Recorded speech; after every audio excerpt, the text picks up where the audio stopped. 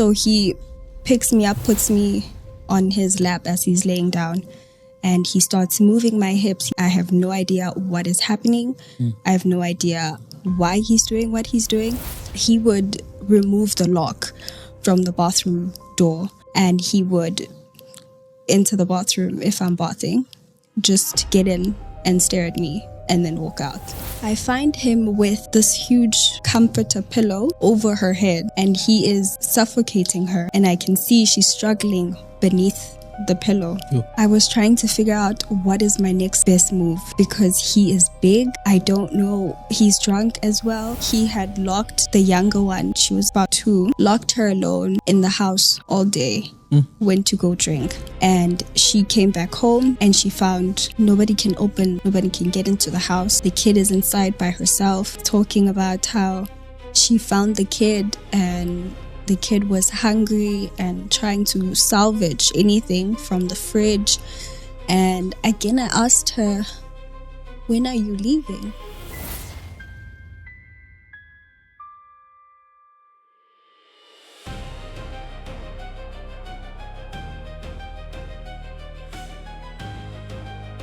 Hello and welcome back to the Hope Revolution podcast. My name is Muraro and I am overjoyed that you decided to come back to this platform once again.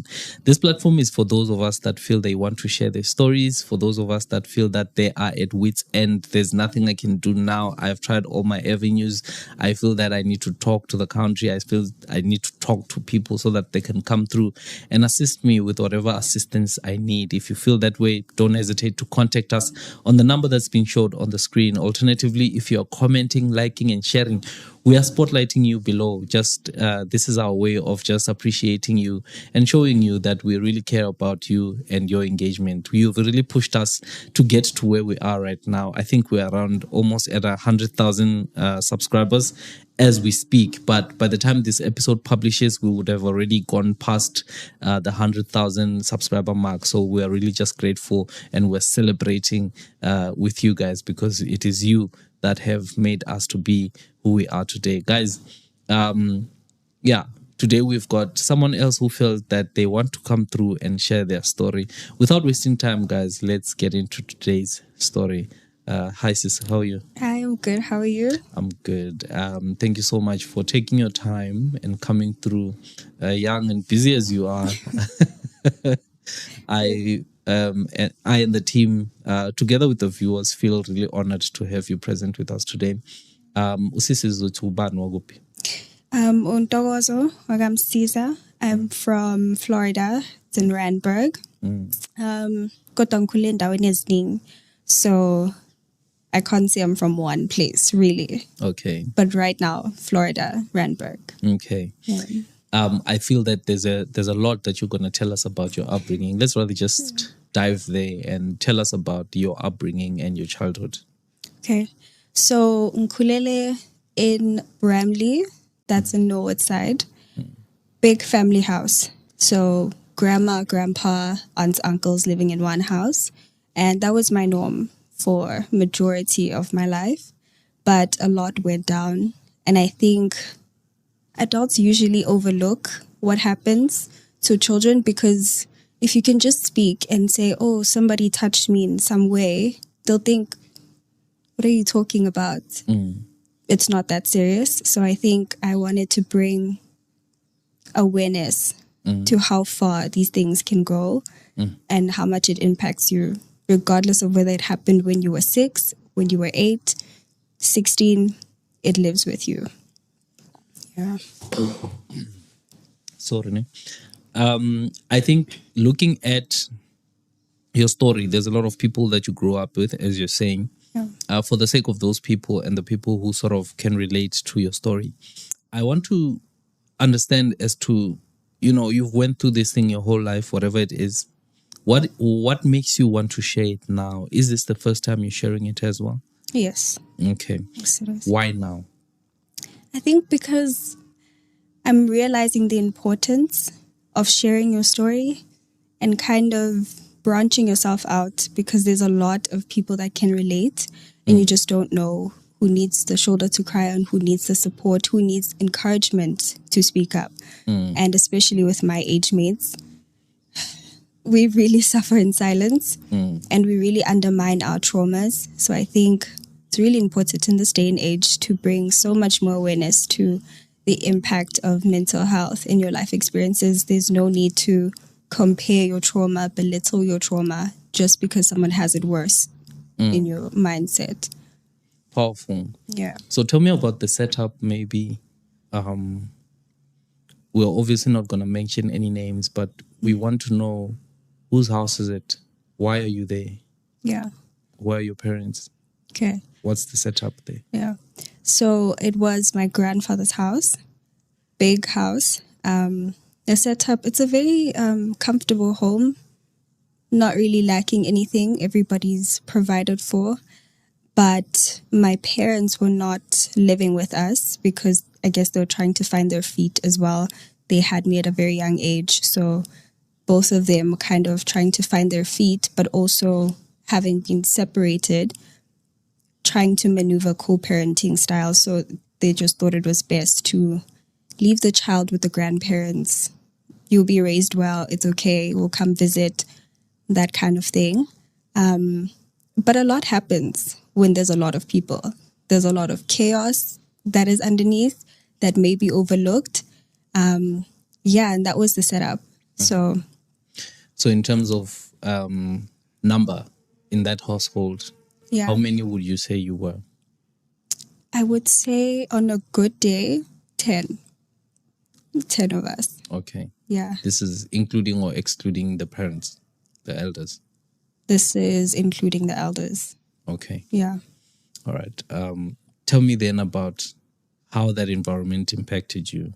What actually happened there? So I think, firstly, there's a lot of impact that goes into a child's development, not seeing their parents or seeing them in an unstable fashion.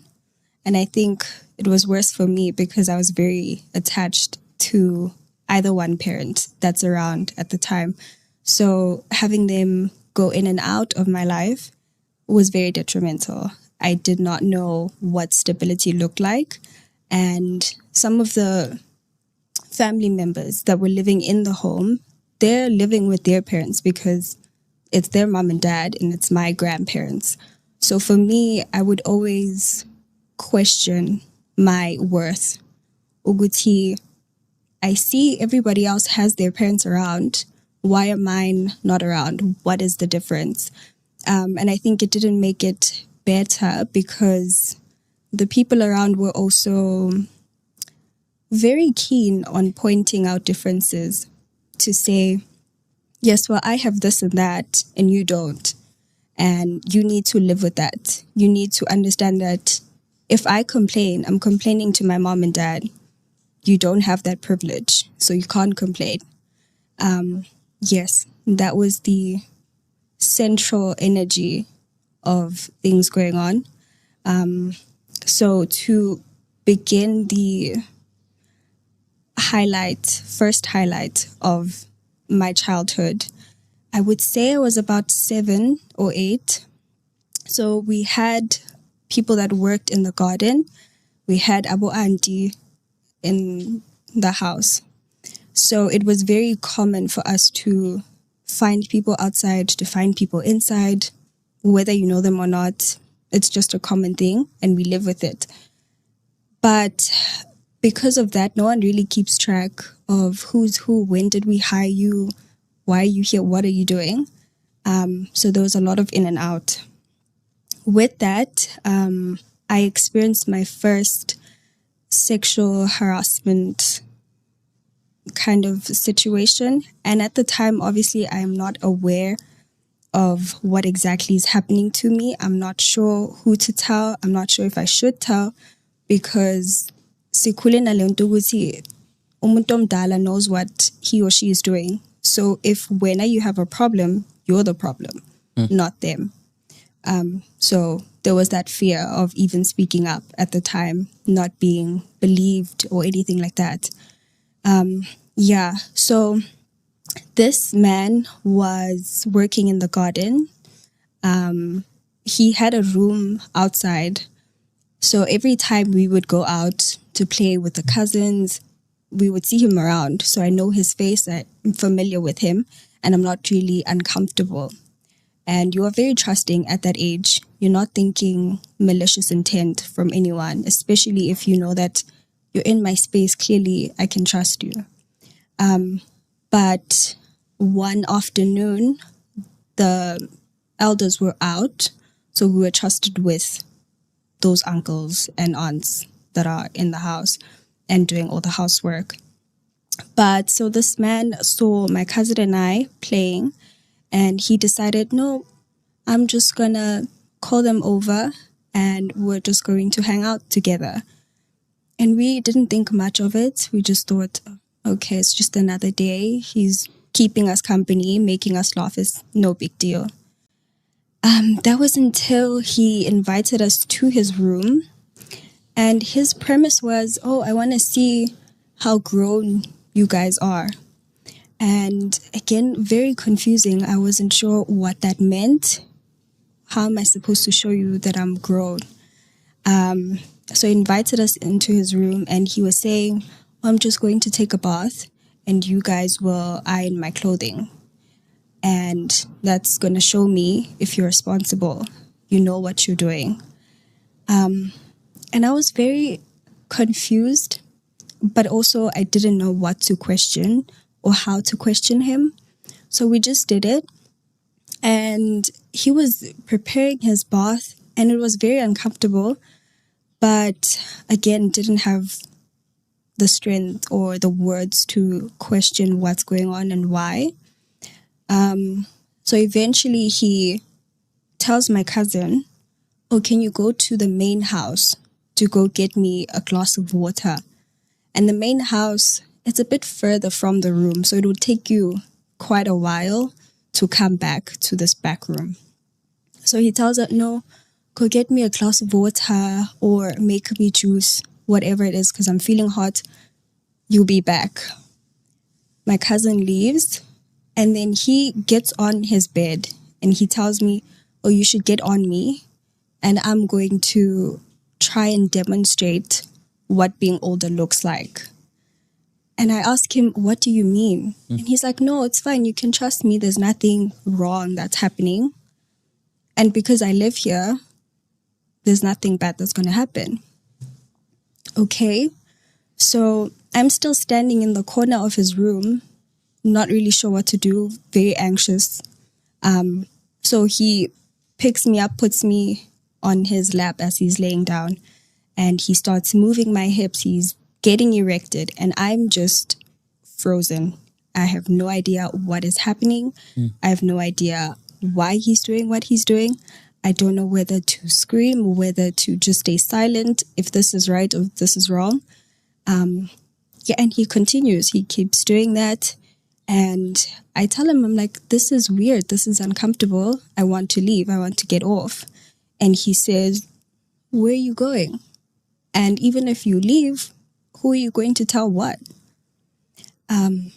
So that kind of created that blockage first to say, oh, really, who is going to believe me? What am I going to say?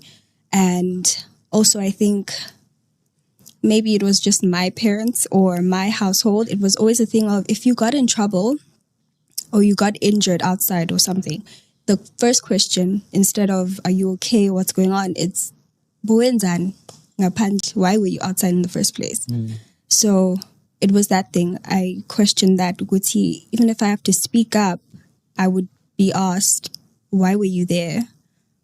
Were you dumb enough to follow this person? So I felt even if I had to speak, there would be no point, or I would be more in trouble than this man. Yes, so he asked me that and I just froze up. I said, I don't know. And he continued. And he was starting to take off his clothes and take off my clothes. But then luckily my cousin came back at the time, and I don't know if he decided to change his mind or he felt that she would be the one to speak, because that was the only time then he stopped. And he was saying, you know what, we'll just continue on another day where it's just us.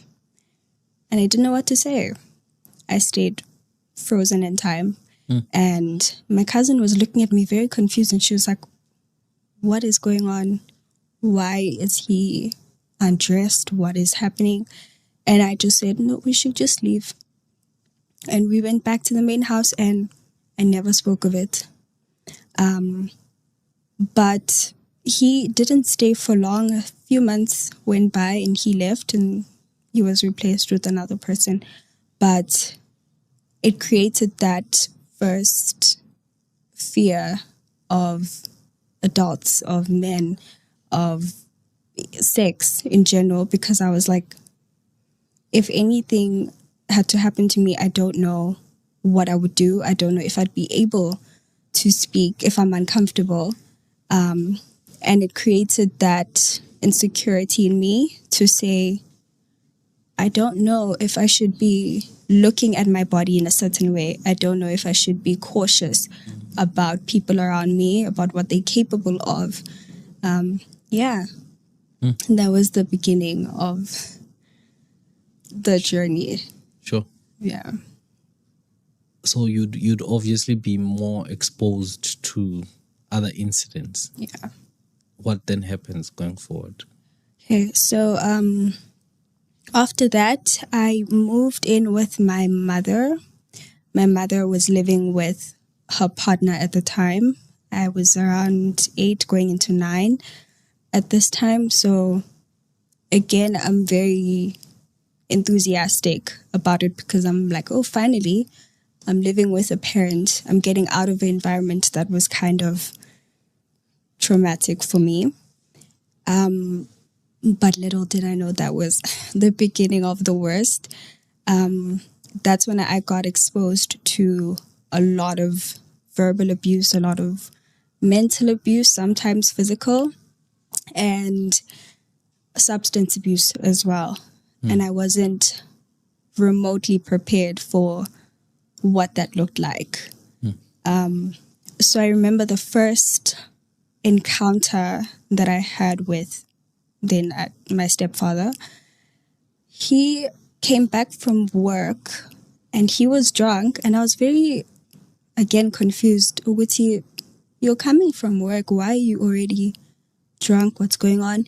But again, I don't really question much because it's an adult. It's fine. It's whatever. This is what they do. But I guess for some reason that day, he came back and all he did was swear at me in every way possible. Every name under the sun that you can think of, thrown at me. And I was in shock and in a lot of fear because, again, I'm thinking I am like a 9-year-old girl. Again, I'm alone with a man that I don't really trust, that I don't really know that well. He is throwing insults at me. I don't know what that's going to lead to. But he just swore and swore and swore and then left the house. My mother came back maybe about an hour or 2 later. And that was the first thing I told her. I said, this man said this and this to me, and I'm very uncomfortable. I'm very scared. And she just looked at me and said, what do you want me to do? Sure. Yeah. And again, I was frozen. I said, what do you mean? That was scary. That was traumatic. I don't know why he did that. And I wanted to feel protected. But I didn't get that from her. And she was just like, oh, well, it's just another day. Move on from it. And that was the lifestyle. So every weekend, he would go out, drink, come back, swear at me, swear at my mother. And that was our norm. And I would have to wake up Monday morning. Even that morning, there's a possibility of being sworn at before heading into the transport to go to school. And that took a toll. Could barely focus at school on some days. Teachers would call you aside. Hey, are you okay? Is everything okay at home? But again, I don't know what to say because even if I have to say, oh, they're swearing at me at home, chances are they're going to want to intervene, and then you're taken away from somebody you wanted to be with for so long, that being my mother. So I just decided, no, it's okay. Eventually something will change. Eventually she will see that this is unhealthy. This is a toxic environment to be in. But that didn't happen. I remember an incident where he had hit her, but again, instead of leaving, she retaliated. And I guess that became their norm or their love language. I have no idea. And they decided to forgive each other, and it happened that night. It's not a big deal. And yes, a child witnessed it, but it's not her business anyway. So it shouldn't really affect her in any way. Yeah, that's what I grew up seeing. That was my everyday life for years. And then she fell pregnant with my first sister. And the journey was okay. It was less toxic. It was less noisy. The alcoholism was obviously a lot less on her side. But with him, still kind of the same. And during that time, that was when I guess his attention moved from my mother to me a lot more. So there would be times when I was bathing, he would remove the lock from the bathroom door and would complain about, oh, there's no need for kids to lock the door or anything like that. And he would enter the bathroom if I'm bathing, just get in and stare at me and then walk out. And I would tell my mom again, hey, this and this is happening. I'm uncomfortable. What do you want me to do? Or is that really what happened? Why isn't he agreeing with what you're saying? So who's really telling the truth? That was always her reaction.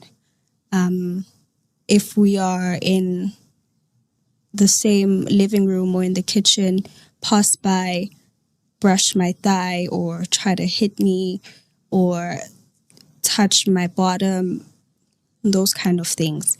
And every single event I would report to my mother. Again, this is happening. This is going on. I'm feeling uncomfortable. I don't know how far this will go. And she was just, it's not my business. And because it's not my business, it doesn't mean it's true. So you should continue with your life. Or if you feel uncomfortable, if you think he's looking at you some kind of way, then maybe you should dress up more. Maybe you should change your clothing and how you sit, how you sleep, how you bath, change all of that so that he's not looking at you in some kind of way. I was shocked. Sure. Yeah. I did not know how to process any of that. How old are you at this point? Now it's between 11 and 13 throughout those years. Yes. So she eventually gives birth, and I would say it was maybe about 4 months that it took for her to go back to alcohol abuse. So she was out every night. So was he, obviously, and I was left to take care of the baby. And at that age, very overwhelming because I'm a kid myself and I have to look after a baby and have to take care of myself to be able to function at school. A lot. Very, very heavy. But that was my norm. That was my everyday life. And then she was about 2 years old when one night they were both out. my mother and my stepfather, they were out drinking, and it was me and my sister in the house. It was around 10 o'clock going into 11 where he came back.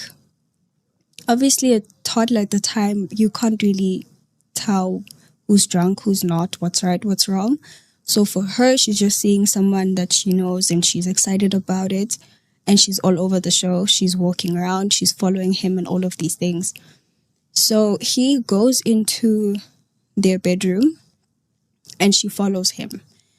And in my mind, I'm thinking, okay, I'm just going to sit close by, make sure the door is not closed, make sure there's nothing odd going on. And my sister's a naturally loud kid, so if there's quiet, you stand up and question and you go check what's happening. So that's what I did, because she got quiet after a few minutes following him into the room. It was quiet and I got anxious and I said, let me stand up and go see what's happening. I walk into the bedroom. I find him with this huge comforter pillow over her head, and he is suffocating her, and I can see she's struggling beneath the pillow.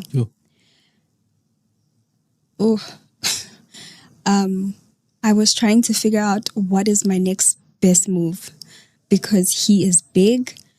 I don't know. He's drunk as well. If he has to shift his weight onto me, I don't know how I'm going to fight.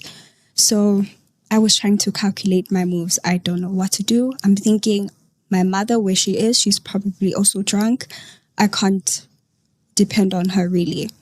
Is she in the house? No, she's at a friend's house. So I decide then to push him off. And luckily, he does kind of stumble off of her. I throw off the pillow and I pick her up, take her out of the room, and I rush to my room and get her dressed. And I'm thinking, I'm scared of going outside because it's 11 o'clock, 2 little girls roaming around in the street. But I'm thinking my best shot is to go and find my mother, and we would rather sit where she is. So we're in the public eye, people can see us, we're in a safer environment. And that's what I did. But throughout that process, I was sending a message to my biological dad to inform him of what just happened and if he could possibly intervene somehow and provide a safer space.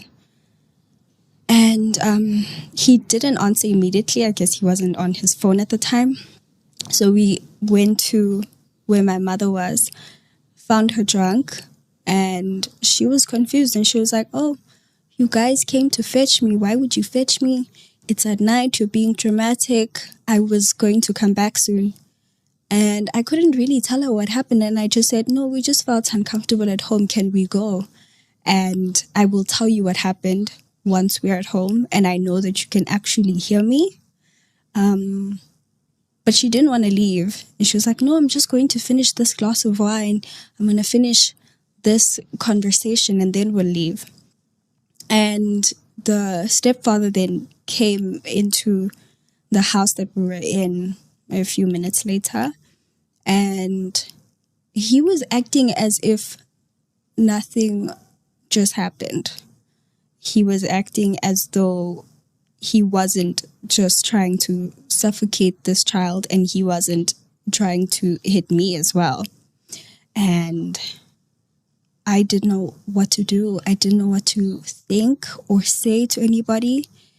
All I could do was pester my mother to say, can we go? We eventually went back home and I made sure that my sister was sleeping in the room with me. Then my father called. I guess he saw the messages and he was checking if I'm okay and reassuring that he was going to intervene. And he did early in the morning. Then every family member is calling. What happened? What's going on? why is your father so angry? And I tell them what happened. And then they call my mother. Then she wakes up, obviously hungover. And they ask her, where were you when all of this was happening? And she gets very angry. And she says, well, she didn't tell me any of that. So are you sure she's even telling the truth? Why didn't she say anything last night? So I then chime in and say, but you were drinking. You don't even remember that we fetched you. You don't even remember how you got into bed. So if I had to tell you what happened, were you going to remember it now? And so she got very, very, very angry. Family members were again trying to separate her from this man because they've been trying to do that for years, knowing his behavior. And she was just furious, very furious with me, saying that I am bringing people into her business, bringing people into her life and trying to disrupt her life and change her. And I asked her, but what do you mean? What do you think we should do? Because as your children, we are depending on you. We don't really know this man in the way that maybe you do. We don't know what his intentions are. And from what we've seen, we've only experienced harm.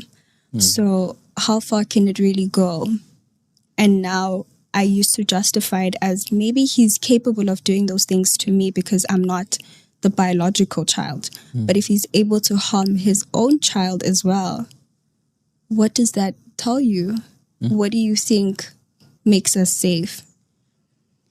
And she ignored me. I remember she did not speak to me for months after that event because everybody was furious. They got social workers involved, taken to court and everything, trying to change custody from her to my dad and talking about possibly moving the younger one to another home.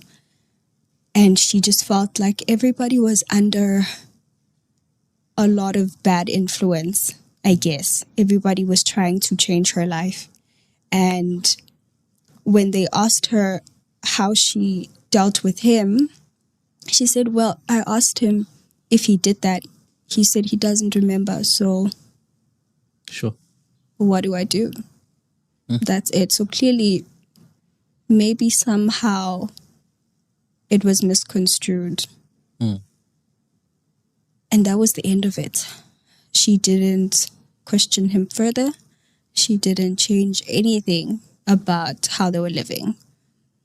And then I was taken to counseling, court-ordered counseling, and the psychologist looked at me at the time and she said, how old are you? And I said, I'm 13.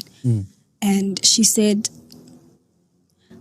from what I'm seeing, I would maybe expect this kind of mentality or mental stage from someone who's maybe 16, 17.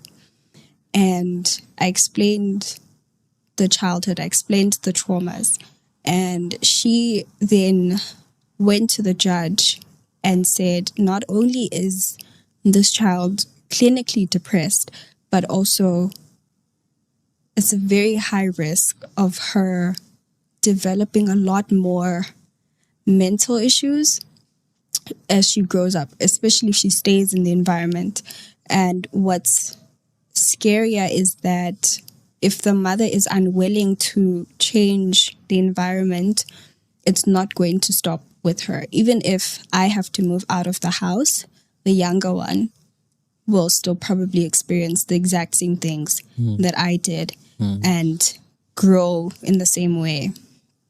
But even through hearing that, she became, I want to say, almost typical Black parent, hearing things like depression or anxiety, anything like that. She said, no, she's just crazy.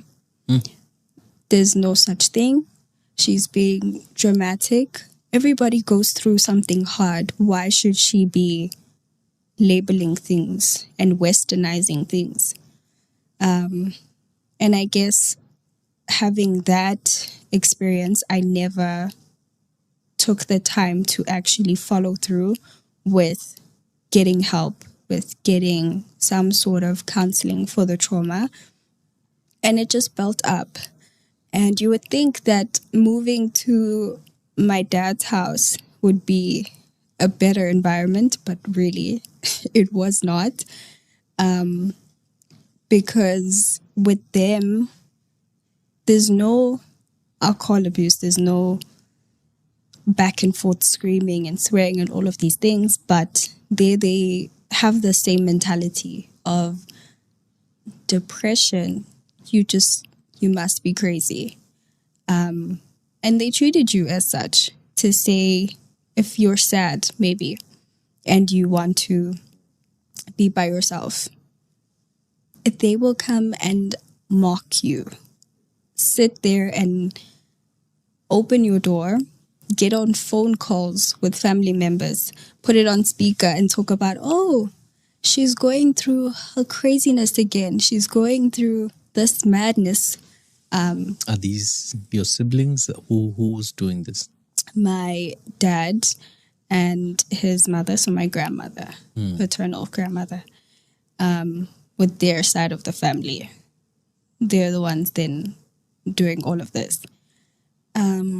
Yeah, and then I would obviously try to find coping mechanisms, but they were not healthy ones. So that's when I fell into self-harm and multiple suicide attempts. And with each one, maybe if I overdosed one night and I happened to wake up and I'm just violently ill, my father, I would then tell him, oh, this is what I did and this is how I feel. He would look at me and say, go bath, go to school. I don't have time for this. And then would tell then my grandmother what happened, and my grandmother would then, oh, uyahlanya. She has demons. And that's it. Why would you do this kind of thing if you didn't want attention? You're just essentially an attention seeker. There's nothing more to it. There's nothing more we should pay attention to, because you have food in the fridge. You're out of your mother's house. So anything else that happens is not a big deal. How we treat you, if we say that you are not girl enough, you're not a child that's worthy to be labeled a child of my son, that's fine. It's not as dramatic as what you're experiencing at your mother's house, so it shouldn't affect you. You shouldn't have any kind of mental problem or be tormented by stuff like that. And that's what I would hear on a daily basis. You're not doing enough. You're not being a girl child adequately.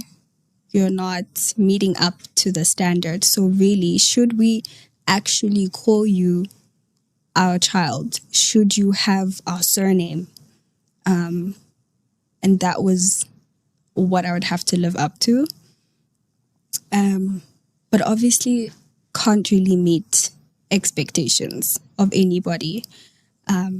They change every day. So I was monitored, I guess, in every movement, to the point where my grandmother would monitor even how I eat. So if she felt like, oh, she made too much food today, she would then wait for my father to come home and say, she ate too much, she's wasting. Maybe you should consider not buying so much food so that she doesn't eat. And then that's when you can see that she'll conduct herself like a proper girl child. Yeah. Sure. Hectic. Yeah. Are you, how then does that evolve? Where does that evolve to? Do you eventually move out of there? Do you eventually stay there? Yeah. So I stayed with my father then and my grandmother until the end of high school. And even with moving to university, which was in Pretoria, that was a struggle because my father at the time had decided, well, I paid for your schooling up until now. I'm just going to focus on every other aspect of my life. What you do with your life is none of my business. So I had to find funding. I had to find a place to stay all by myself. Because also with other family members, it was always, well, we have our own things to deal with. And your father has money, so really he should be able to provide. And if he doesn't, figure something out. So I had to find funding. And I remember even on the day that I left his house, he wasn't there. He wasn't aware of where I was studying, where I was living, anything like that. And I eventually left, put myself through school, and he only really came back a month before I graduated. That was last year. And his notion was, well, if you're graduating, it means that I did a good job. I lived up to my fatherly standards, and so there's nothing left to complain about. And maybe you will be now worthy of being called my child. And I would always question him, and I would say, at what point am I just your child without accomplishments? If you're angry, do I still remain your child? Because in the past, if you're angry, then I get screams in my face of, oh, maybe your mother was unfaithful, so you should really go find your real father. I'm not your father. So then I would question that. And he would just say, you have no right to speak to me about anything or in any manner because I'm a man. I'm your father, and you have no right to question what I do and what I say. Sure. Yeah. You spoke about your sister. Yes. What happened to her? She stayed in the household, and I would try to visit as much as possible. But during those visits as well, I would notice that she is showing symptoms that I did. The child that's kind of introverted, don't really know how to communicate what you're feeling. And I think what was difficult was that every time then I would leave, she would be hysterical and talk about how she would want to leave the house, leave my mother's house, because it's just so overwhelming to be by herself and experience all these things by herself. But I felt my hands are tied. I'm still also trying to find my feet. I don't know how I would even help you out of the place, because as it is, I barely got out and I barely even have support from family members. I don't know where I would take you. Yeah. So that has been her life. And my mother fell pregnant again. So she had then my second sister. And the role that I took on taking care of my first sister, she took on taking care of the small one. And that was very overwhelming for me to experience because I was thinking, I don't know how I'm supposed to, I guess, conduct my life knowing that my siblings at home are experiencing the things that I did. Maybe even worse. There's a possibility for that. And the instability that I had from my mother was so intense that on one occasion, she would be able to say that everything that I've done, speaking up about what happened with my stepfather, had caused so much damage that she doesn't want anything to do with me. And then she would call me at any given night to say, oh, can you send me money? Oh, can you send me money so I can go buy groceries, because he's finishing everything in the house and the kids don't have anything. And I'm supposed to make means for helping her out in the name of helping my siblings. And I remember one night, it was a night before an exam, and she had called me hysterical again, saying, can you please come home so you can watch the kids, because I just came back and I found that he had locked the younger one, again around the same age, she was about 2, locked her alone in the house all day, went to go drink. And she came back home and she found nobody can get into the house. The kid is inside by herself. And she was very angry about it. And she was saying she has no one to call to look after the kids, so I need to come back. And I left. I could not write that exam. And I got there and she was still hysterical about it, talking about how she found the kid and the kid was hungry and trying to salvage anything from the fridge.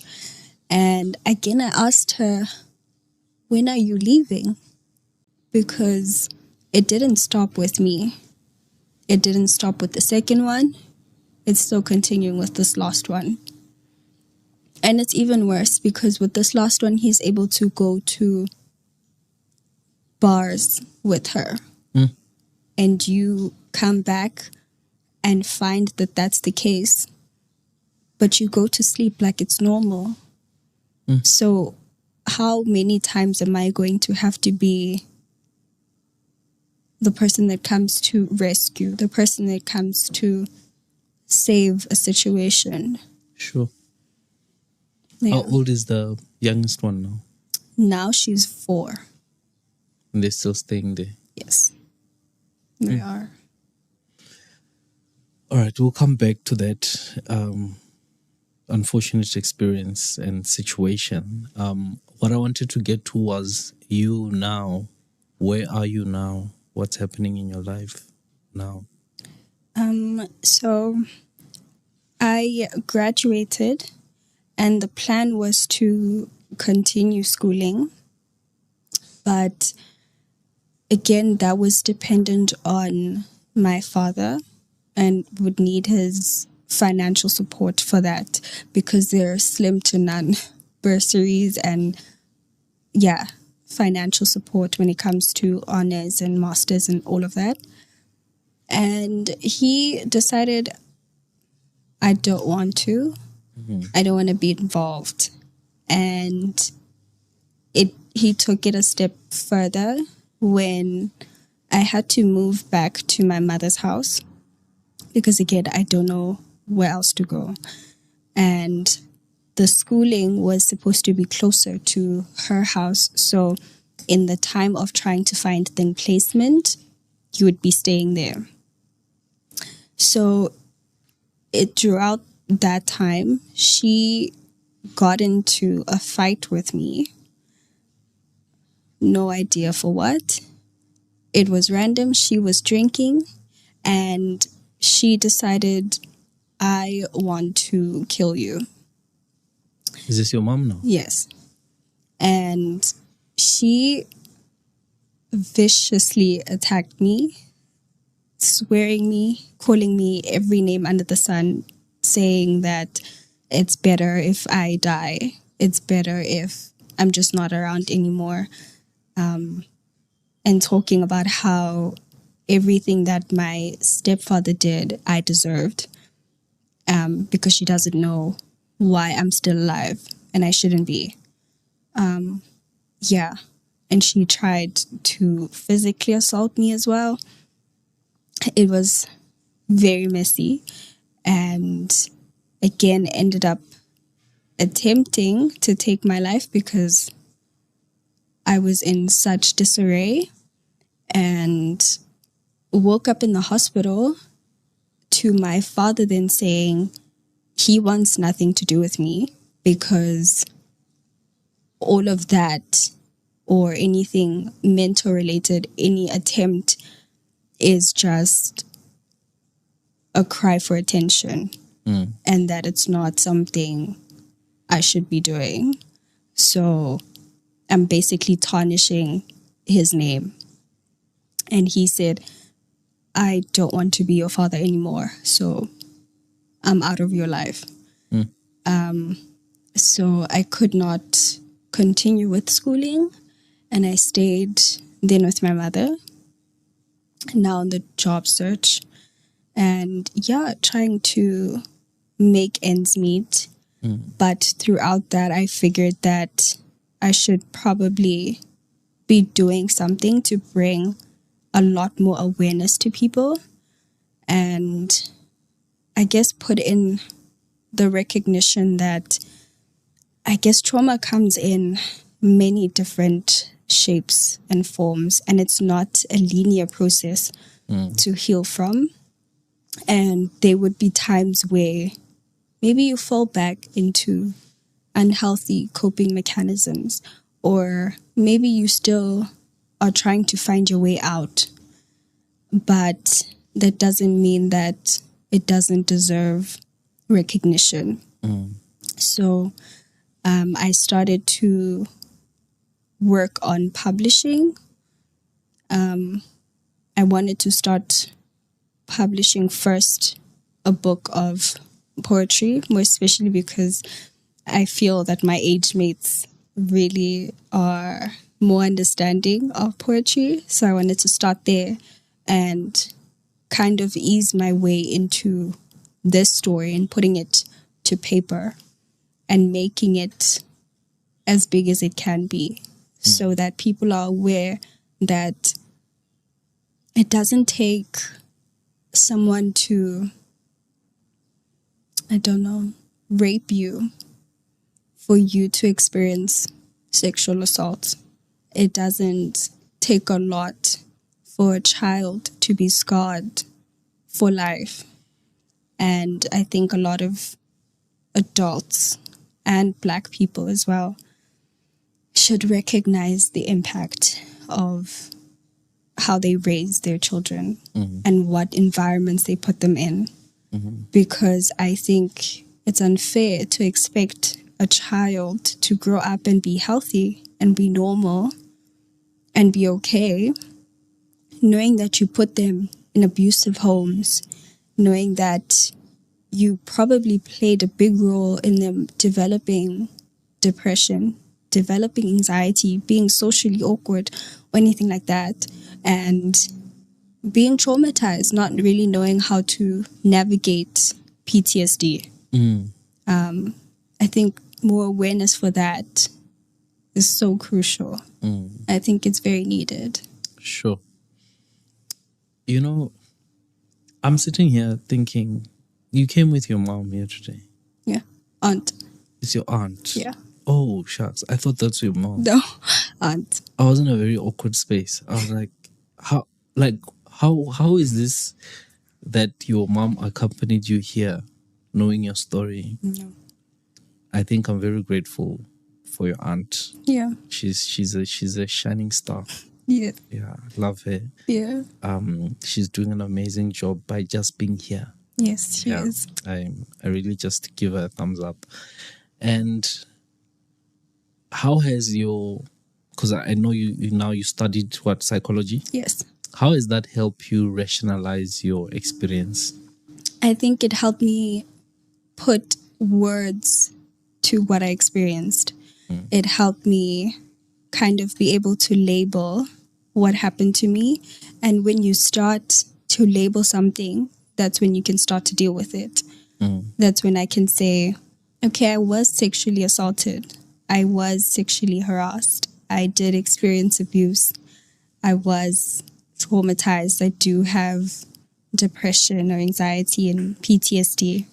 And make it more okay to go seek help and not have it be something so taboo to say, oh, I'm going to a psychologist or I'm seeing a psychologist. Not make it such a touch and go subject for you to say, I need help. I'm not okay right now. To speak to someone. I think it helped me envision a better future, I guess, for anyone like me, or even worse, and be able to provide what I didn't have, to have someone say, you can be my safe space. I have somebody to run to when I have nobody else around me. It helped me see that there's a big gap in our society. There's a big gap in our race, in our cultures, for understanding that there are things like depression, there are things like PTSD, there are things that contribute to how children grow up and how they behave as adults.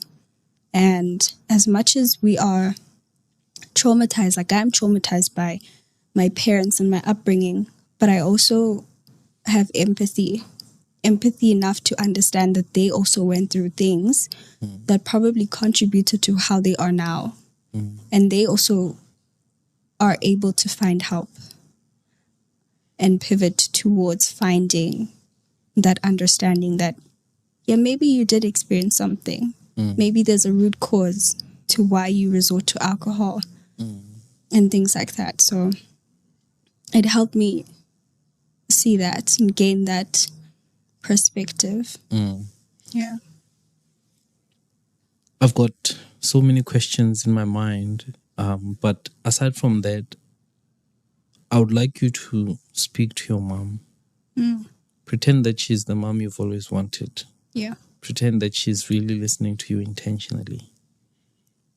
You are here sitting now, speaking in public about your story, your experiences, her impact on your life. If you could send her your last message, if these could be your last words to her, what would you love to say to her? I would love to say, firstly, that I forgive you. And also that you deserved to see yourself so much more than what you have seen. You deserved to recognize that what you were putting yourself through was not something you were destined for. And I think that it's okay to ask for forgiveness as well. You're not under attack, and it's okay to be corrected. I think that I would want you to know that trauma is generational. And if you're not the one that's going to fix, it's never going to change. So it starts with you and it ends with you. And I think that I would say, I hope maybe in another lifetime that you would show up better for yourself so you can show up better for your children. Thank you. Now, this one, I'd like for you to send this next message to your sisters. What would you love to say to them? I would love to say, firstly, that they are amazing people and that it's not going to be the way that it is now forever.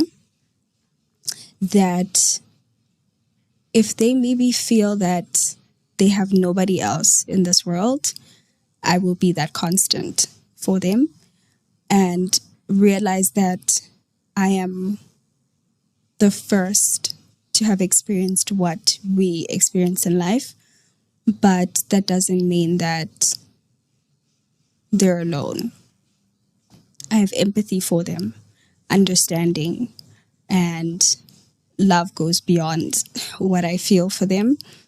And I feel that I envision the greatest possible future for them, and that I guess I want to work as hard as possible for them to achieve that, and yeah, make a change, and also encourage them to be the best version of themselves and not let what they came from define who they are going to be.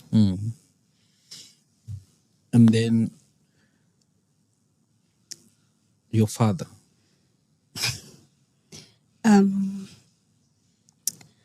I think with him, I would say, I hope you also find healing in how you were raised, because I think how you were raised played a big role in how you showed up. So being a father doesn't stop at finances. It goes far beyond that. And I'm aware that maybe you didn't have a good example, but again, with you, you are the one responsible for making a difference. You don't want to pass on the same pain that you received from your parents or your father onto your children. Be more present and appreciate that we still recognize you as your children, or I still recognize you as my father, and I still have, I guess, the empathy to still call you my father. Yeah, and I hope that you are able to become the best man that you can be, not only for us as your children, but for yourself, and find yourself in a better mental space to grow from whatever traumatized you to. Powerful. Yeah. Your story is quite a deep one. It sends me to many pockets of myself in how I try to rationalize my own personal experiences. Yeah. Not to take away from what you're saying, but in my effort of trying to find the questions to ask you, I'm asking myself questions. Yeah. So I really appreciate you sharing. It's such a difficult situation because it's ongoing. Yeah. And you're here just trying to share to raise awareness, but there are so many layers that need to be peeled back and resolved. There are so many lives being negatively impacted by these situations. Have you tried to reach out to any NGOs to sort of try and help you with your sisters, maybe aid you in one way or the other? Because I guess your lingering thoughts now will go to them. Yeah. What efforts have you put in to sort of try? I'm sorry to overload you with these responsibilities, but what have you done to sort of try and find aid for them? So besides family, I think that especially with NGOs, I realized from my case that it also gets very messy. And I think maybe that's a point for the system as well, that even during my case, there was a social worker assigned to deal with my younger sister at the time, but she got lost in the mix and it was never really revisited.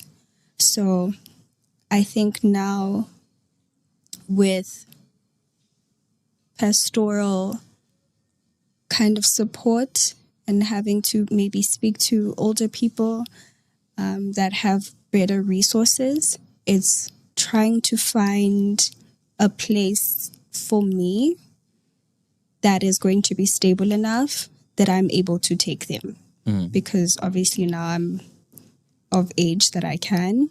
So I think the focus now, or my goal, is for me to find stability in a safer environment that I'm able to take them in myself. Yeah. No, it makes sense. And it's good now that you're saying you're qualified. Are there any other certifications that you need to undergo? Any other exams that you still are still prerequisites to your qualification? Can you go into industry and practice now, considering now that you're graduated?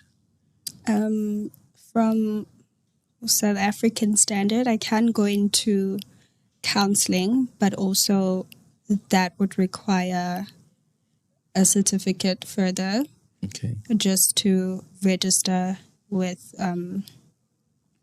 the official, I think it's HP something. Yeah. Yeah, that certification is required, but I think counseling wise, I can do that in reference to my desired field, but I can branch out into other industries. Okay. Yeah. All right. There's someone out there now who's listening to you who says, I want to contact you. I've got an opportunity for you. Where can they find you? They can contact me directly, whether it's phone number or my email. Okay. My phone number is 064 040 7684. And my email is ntokozosmsiza@gmail.com. Okay. Thank you. Yeah, really appreciate you coming through and sharing. I'm lost for questions. I'm lost because you've just shared a very explicit, a very deep story. I personally and now have adopted your trauma now. I'm having your secondary trauma now because I'm trying to rationalize how you get past this experience and, how you grow to become such a good-looking young woman who's calm and well-spoken. Thank you. No sign of aggression, no sign of a temper. Very, well thought. I mean, it's unfathomable to see you being the person that you are. Still hold your thoughts, still hold your composure, and relate your story the way you do. I think there's deep strength in the person that you are, and I believe that everything that you're dreaming of, God will give it to you. Thank you. And I think stay faithful, stay committed to your dream, stay confident. And I know that our viewers have got questions upon questions about your story, and they want to know, we heard her saying this 1, 2, 3, but we want to know more about what you just shared. Are you on social media? Are you on TikTok? Where can they find you if they want to tap deeper into your story and engage you on the basis of that? I wouldn't really say I'm active on social media, but I do have an Instagram. Okay. And that is sihle.gray. That's where they can find me. Okay. I think they can pose questions there. All right. On TikTok as Sihle27. Okay. Yeah. No, thank you so much for sharing. Really appreciate you. And I'm sure you've given someone the confidence to stand up and speak. I hope so. A lot of people out there feel young and insignificant. We've all been there. I've been there. Yeah. I remember a time in my life where having 10 rand was such a mind-boggling thing. I was like, what do I do with this money, bruh? I didn't even plan to have it. Yeah. So at that point, you feel young, insignificant. You feel like a drop in the ocean, nothing matters. But, through stories like yours, we're uplifted and encouraged to, be better at who we are. You look nothing like your problems. Thank you. And that speaks volumes for the person that you're aspiring to be. Yeah. Because while there's a lot that's happening inside, you still hold on and cling on to the image of the person that you see in your eyes mind. Yeah. So you give inspiration to a lot of us. Guys, thank you so much for watching. I know you guys have got a lot of comments. I know you've got a lot of questions. Yeah, man, throw those questions. Send those questions. Don't grill me and chew me for not asking, because this one, hey, it did me an uppercut. That my questions will come back. We'll call her back for part 2. But I just felt that I wanted her to narrate her story so that I can get it and digest it. So, what questions do you have about her story? What would you like to know? Do you have an opportunity that could work for her somehow? Give her a call, give her a heads up, pull her into something. It shouldn't specifically be what she studied. I mean, anything that's able to give her, a foot in the door of financial freedom would be something that's really acceptable and welcome. Guys, thank you so much for checking in with us. Thank you so much for commenting, engaging, liking, and sharing. We are really grateful to have you as part of this community. From me, my beautiful guest, the team in studio, it's bye for now.